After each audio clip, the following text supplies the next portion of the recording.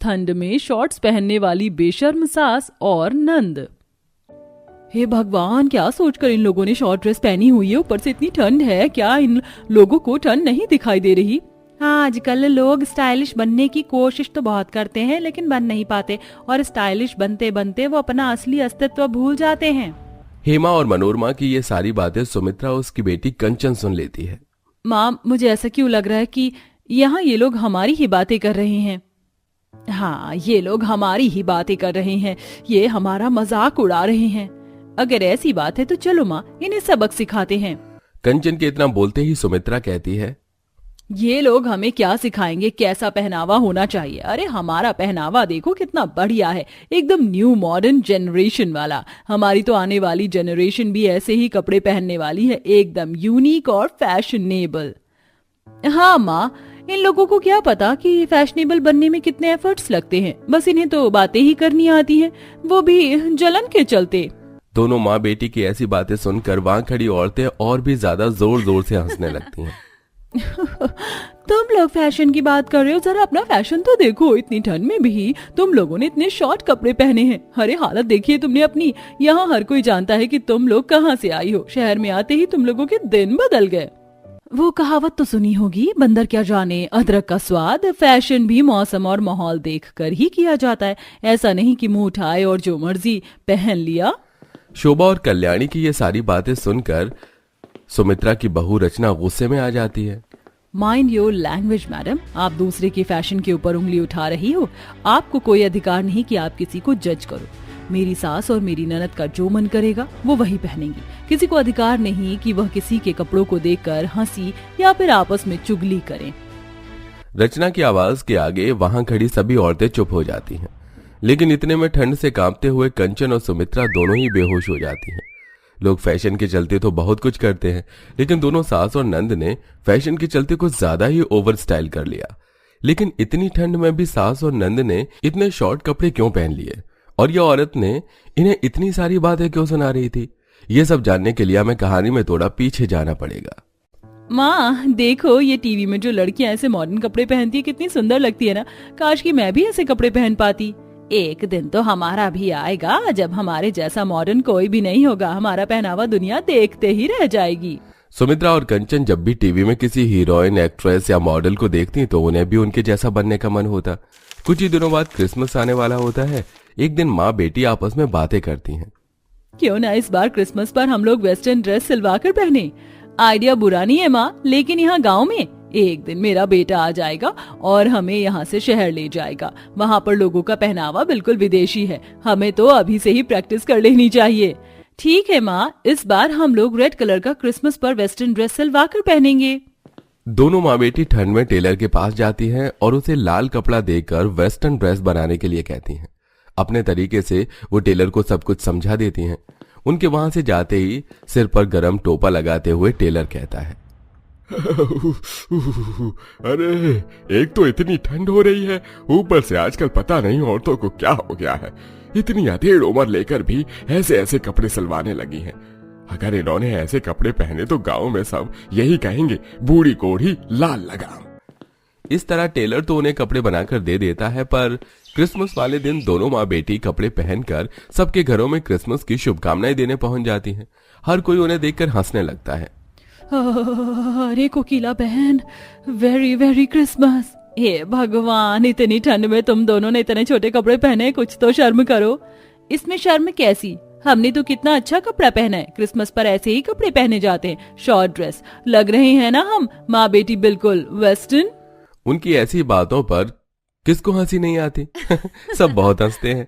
उन्होंने ये सब अपने हर कपड़ों में शुरू कर दिया। कट स्लीव वाले ब्लाउज, बिना बाजू के सूट और छोटी छोटी कुर्तियां। इनका ये पहनावा गांव के लोगों को बिल्कुल भी अच्छा नहीं लग रहा था। कुछ लोगों ने तो शहर में रह रहे बेटे को ही फोन करके सब कुछ बोल दिया। हे भगवान, आखिर ये सब क्या हो गया है मेरी माँ और बहन को? अब मैं क्या करूं? तभी अमित की पत्नी आती है। क्या हुआ, बड़े परेशान नजर आ रहे हो? अमित रचना को सब कुछ बताता है। अगर ऐसी बात है तो एक काम करो, नंद जी को और माँ जी को गाँव से शहर ले आओ। लगता है अब ऐसे ही करना पड़ेगा। अमित बस की टिकट करा के बस द्वारा गांव जाता है और गांव से अपनी माँ और बहन को शहर ले आता है। उसने सोचा कि शहर आकर माँ और बहन का बर्ताव नॉर्मल हो जाएगा, लेकिन उसका उल्टा ही हो गया। शहर में आने के बाद जब वो मॉडल लड़कियों की चलते फिरते बाजार सड़क पर देखती हैं तो वो खुद भी वैसा बनने की कोशिश करने लगती हैं। अमित से शॉपिंग के पैसे लेकर वो शॉर्ट ड्रेस लेकर आती हैं और उन्हें पहनती हैं। देखो मेरा चश्मा और मेरी शॉर्ट ड्रेस कैसी लग रही है। वाह, सो ब्यूटीफुल, आप बहुत सुंदर लग रही हो ऐसे कपड़ों में। रचना साड़ी पहनकर उनके सामने आती है। माँ जी, आपने ये क्या पहन लिया है? यहाँ मोहल्ले में लोग क्या सोचेंगे? किसी के सोचने से मुझे क्या फर्क पड़ेगा, मेरा जो मन करेगा मैं वही पहन लूंगी। तुम ही ओल्ड फैशनेबल हो, हम तो फैशनेबल हैं। लेकिन माँ जी, यहाँ मोहल्ले में मेरी और आपके बेटे की बहुत इज्जत है, आप बात को समझ नहीं रही हो। भाभी, आपको कोई अधिकार नहीं है ऐसा कुछ समझाने का। हमारा जो दिल करेगा हम वही पहनेंगी। फिलहाल तो हम शॉपिंग करने के लिए जा रहे हैं, हमारे पास कपड़े कम हैं। कंचन और सुमित्रा दोनों ही शॉपिंग के लिए घर से निकल पड़ती हैं। मोहल्ले की सभी औरतें, आदमी उन्हें शॉर्ट कपड़ों में देखकर आपस में बातें करने लगते हैं। हे भगवान, कैसे बेशर्म है, इस उम्र में आकर ऐसे कपड़े कौन पहनता है? जरा भी शर्म नहीं है। अरे शर्म होती तो आज शहर में थोड़ी ना होती। रचना ये सब सुनती है लेकिन कुछ नहीं कह पाती। कुछ दिनों बाद न्यू ईयर की पार्टी आने वाली होती है। अमित को पूरे परिवार के साथ न्यू ईयर की पार्टी में इनवाइट किया जाता है। तुम्हें पता है रचना, इस बार न्यू ईयर की पार्टी में हम पूरा परिवार चलेंगे। बड़ा मजा आएगा सबके साथ। ये सब तो ठीक है, लेकिन अगर माँ जी ने और नंद जी ने वही शॉर्ट कपड़े पहने तो हमारी बेइज्जती हो जाएगी। तुम चिंता मत करो, मैं उन्हें समझा लूंगा। अमित ऑफिस के कामों में बिजी हो जाता है। वो अपनी माँ और बहन को कुछ समझा नहीं पाता। न्यू ईयर वाला दिन आ जाता है जिस दिन सभी तैयार होकर पार्टी में आते हैं। सबने बहुत सुंदर कपड़े पहने होते हैं, लेकिन वहीं सुमित्रा और रचना ने ठंड में बहुत ही शॉर्ट कपड़े पहने होते हैं। उस दिन ठंड भी बहुत ज्यादा होती है। आज तो हमारे जैसा कोई दिख ही नहीं रहा। देखो तो सबने कैसे कैसे कपड़े पहने हैं। हाँ माँ, हमारे जैसा कोई हो भी नहीं सकता। आखिरकार हमने शहर आकर हमारे सारे शौक पूरे कर लिए जो हमने सोचे थे, लेकिन ठंड बहुत लग रही है माँ। ठंड तो सच में बहुत ज्यादा है, लेकिन फैशन के दौर में ठंड की चिंता ना करें। दोनों माँ बेटी हंसने लगती हैं। वहां लोग उन्हें देखकर और भी ज्यादा हंस रहे होते हैं। तभी अमित ये सब देखकर अपनी माँ और बहन से कहता है, माँ, दीदी, कम से कम आज तो मेरी लाज रख लेते। आपने तो एक बार भी नहीं सोचा मेरे बारे में, और ऐसे कपड़े पहनकर इतनी बड़ी पार्टी में आ गई। बेटा, शहर में रहकर भी तू फैशन को नहीं समझ पाया। कोई बात नहीं, धीरे धीरे समझ जाएगा। अब तो ऐसे ही कपड़ों का जमाना है। सुमित्रा की बातों पर सभी हंस रहे होते हैं। अमित को गुस्सा आता है और वो वहां से चला जाता है। यहाँ गांव से आई हुई सास और नंद पार्टी में चारों तरफ हर किसी से बात करने की कोशिश करती, लेकिन कोई भी उनसे बात करने में इंटरेस्टेड ही नहीं था। लेकिन इस बात का डर था, वही हुआ। शहर की औरतों ने पार्टी में उन्हें ताने मारना शुरू कर दिया। इनकी ऐसी हालत देखकर हम लोगों को भी ठंड लग रही है। पता नहीं ये लोग इतनी ठंड कैसे बर्दाश्त कर रही हैं। उनका ये कहना क्या हुआ, सास और नंद दोनों ही बेहोश होकर वहां गिर गई। रचना ने दोनों को संभाला और उन्हें उठाकर अस्पताल में एडमिट करवा दिया। जब दोनों को कुछ देर बाद होश आया तो उन दोनों को अपनी गलती का एहसास होने लगा। माँ जी, आप ठीक तो हो ना? अब आपको ठंड तो नहीं लग रही? नहीं बहू, मैं अब बिल्कुल ठीक हूँ। और नंद जी, आप ठीक हो? हाँ भाभी, अब मैं भी ठीक हूँ, लेकिन ये सब हमारी ही गलती की वजह से हुआ है। कंचन बिल्कुल सही कह रही है। अगर हमने इतने शॉर्ट कपड़े ना पहने होते तो शायद हमारी ये हालत ना होती। सही कहा है, लोगों ने माहौल को देखकर ही कपड़े पहनने चाहिए। और बहू, तुम तो हर वक्त साड़ी में थी, थोड़े से शौक ने बवाल ही कर दिया। आज मुझे रियलाइज हो गया कि ऐसे कपड़े बस विदेश के लोगों पर ही अच्छे लगते हैं, हम जैसे लोगों पर नहीं। अगर हम लोग पहने तो लोग मजाक ही उड़ाएंगे। ये सुनकर रचना थोड़ा सा मुस्कुराती है और कहती है, जैसा आप लोग सोच रहे हो ऐसा नहीं है। कपड़ा तरीके से पहना जाए तो जैसा भी हो अच्छा ही लगता है। खैर, ये सारी बातें छोड़िए और आप दोनों जल्दी से ठीक हो जाइए। रचना अपनी सास और नंद का अस्पताल में अच्छे से ख्याल रखती है। कुछ समय में वो अस्पताल से डिस्चार्ज होकर अपने घर वापस लौट आते हैं। उस दिन के बाद से सास और नंद ने शॉर्ट कपड़े पहनना हमेशा के लिए बंद कर दिया। अब वो सादा सिंपल तरीके से रहने लगी और अपनी बेशर्मी हमेशा के लिए खत्म कर दी। देवर ने की स्कूल स्टूडेंट से शादी। हमारा ट्यूशन 4 बजे का है, 4:15 हो गए, लेकिन सर हैं कि अभी तक आए नहीं। अरे बेवकूफ लड़की, तुझे नहीं पता कि कुछ समय पहले हमारे ट्यूशन सर की शादी हुई है। क्या पता वो अपनी वाइफ के साथ टाइम स्पेंड कर रहे हो। ट्यूशन क्लास में बैठी दोनों सहेलियां महक और आलिया आपस में बात कर ही रही होती हैं कि तभी उन्हें एक कमरे से लड़ने की आवाज आती है। हमारी शादी को ठीक से 2 महीने भी नहीं हुए और तुमने अभी से ही बच्चों को ट्यूशन पढ़ाना शुरू कर दिया। और एक बात बताओ, ये कैसा ट्यूशन है जिसमें सारी लड़कियां ही हैं और एक भी लड़का नहीं है? उमिका, तुम तो जानती हो ना कि जिस एरिया में हम रहते हैं वो एरिया ज्यादा ठीक नहीं है और यहाँ आसपास ज्यादा ट्यूशन भी नहीं है, और जो है उसमें आधे से ज्यादा लड़के हैं, जिसके चलते कई लड़कियों को ट्यूशन पढ़ने में अनकंफर्टेबल फील होता है। इसलिए मैंने स्पेशली लड़कियों के लिए ट्यूशन खोला है। हाँ, सारी समाज सेवा तो तुम्हें करनी है। तुमसे तो बात करना ही बेकार है। तुमसे बात करने से अच्छा है कि मैं जाकर बच्चों को ट्यूशन पढ़ा लूं। रोहन बाहर आता है और अपने स्टूडेंट को ट्यूशन पढ़ाने लगता है। वहीं पीछे से कमरे में उसकी जेठानी ज्योति आती है। उमिका, तुम रोहन से पूरा दिन लड़ती हो, ये क्या कम है जो अब तुम उसके ट्यूशन टाइम पर भी लड़ने लग गई हो? मैं थोड़ी देर पहले बाहर ही थी, पता है तुम दोनों की लड़ने की आवाज बाहर हॉल तक आ रही थी। सारे बच्चे अपनी पढ़ाई छोड़ तुम दोनों की लड़ाई सुनने में लगे हुए थे। भाभी, आपको हमेशा हमारी ही गलती नजर आती है, अपने देवर की क्यों नहीं? मुझे तो लगता है कि उनका किसी के साथ चक्कर चल रहा है, जब भी वो मुझे टाइम नहीं देते हैं। कहीं उनका किसी स्टूडेंट के साथ ही चक्कर चल रहा है, जब भी तो वो सिर्फ लड़कियों को ही पढ़ाते हैं। कुछ महीने पहले ही उमिका और रोहन की लव मैरिज हुई थी, लेकिन इसके बावजूद भी उमिका रोहन पर हर छोटी छोटी बातों पर काफी ज्यादा शक करती थी। रात को सोने के समय फोन की रिंग बजते हुए, हेलो, कौन है? सर, मैं आलिया बोल रही हूँ। वो मेरी स्कूल की नोटबुक आज ट्यूशन में ही रह गई थी और कल मुझे उसे सबमिट करवाना है, तो क्या आप मुझे सुबह उसे दे देंगे? हाँ, मैं तुम्हें इसके लिए कॉल करने ही वाला था पर दिमाग से निकल गया। ठीक है, मैं तुम्हें सुबह मिलकर देता हूँ। इतना कहकर रोहन कॉल कट कर देता है और दोबारा सो जाता है। लेकिन वहीं उमिका रोहन की सारी बात सुन लेती है। सुबह होते ही रोहन आलिया की नोटबुक लेकर बाइक से सीधा बस स्टैंड की तरफ जाता है। वहीं उमिका रिक्शे में रोहन की बाइक का पीछा करती है। ये लो तुम्हारी नोटबुक। थैंक यू सर, मुझे तो लगा कि मुझे बिना नोटबुक के स्कूल जाना पड़ेगा। इस नोटबुक के चक्कर में मेरी स्कूल बस भी निकल गई।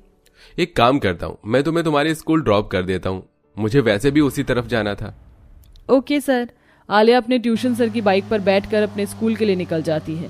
ये सब उमिका रिक्शे में बैठकर देख रही होती है। आलिया को स्कूल ड्रॉप कर और अपना काम खत्म कर जैसे ही रोहन घर आता है, कहाँ गए थे तुम? आलिया को उसकी नोटबुक देने गया था। नोटबुक देने के बहाने उसके साथ डेट पर गए थे ना तुम? शर्म नहीं आती तुम्हें एक टीचर होते हुए अपने ही स्टूडेंट से चक्कर चलाते हुए? क्या कहा तुमने? तुम्हारा दिमाग तो नहीं खराब हो गया है? ये क्या बकवास कर रही हो तुम? उमिका, तुम ना अब पागल हो चुकी हो। इतना कहकर रोहन गुस्से में कमरे से बाहर चला जाता है। अब जैसे ही ट्यूशन का टाइम होता है तो सारे बच्चे आने लगते हैं। आलिया जैसे ही ट्यूशन आती है, गुड इवनिंग मैम। मेरी जिंदगी में अंधेरा कर मुझे ही गुड इवनिंग विश कर रही हो? अपना ये गुड इवनिंग अपने पास रख, समझी?